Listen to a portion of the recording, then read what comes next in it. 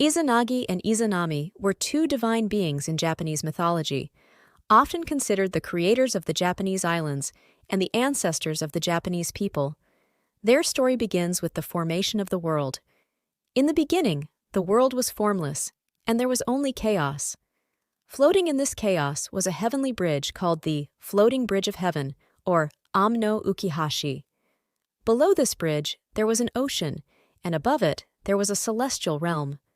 Izanagi and Izanami were sent down from the celestial realm to create order and land.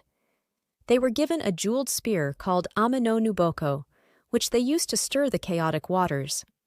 As they pulled the spear out of the water, drops fell from its tip, forming the first islands of Japan. The divine couple descended to one of these newly formed islands, Onogoro, where they decided to build their home. They performed a sacred marriage ceremony, walking around a central pillar in opposite directions. When they met on the other side, Izanami, who was the female deity, greeted Izanagi with the first words ever spoken. "What a lovely young man." Izanagi replied, "What a lovely young woman." Their union resulted in the birth of numerous deities, spirits, and natural elements that would shape the world. However, tragedy struck when Izanami gave birth to Kagutsuchi, the god of fire. During the birth, Kagutsuchi's fiery breath burned Izanami badly, and she died from her injuries. Devastated by the loss of his beloved Izanami, Izanagi journeyed to the underworld, Yomi no Kuni, in an attempt to bring her back. He found her in the realm of the dead, but she had already eaten the food of the underworld, which made her one with the land of the dead. She could not return to the living.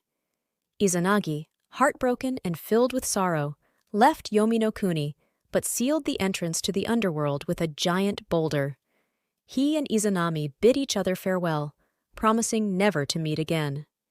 As he emerged from the underworld, Izanagi washed himself in a river to purify himself from the impurities of Yomi no Kuni. As he washed, more deities and creatures were born from different parts of his body. This separation marked the division between the world of the living and the world of the dead, and it became a fundamental aspect of Japanese mythology.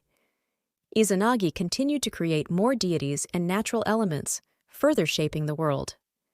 The story of Izanagi and Izanami illustrates the creation of the Japanese islands and the delicate balance between life and death in the Shinto belief system, which has deeply influenced Japanese culture and spirituality for centuries.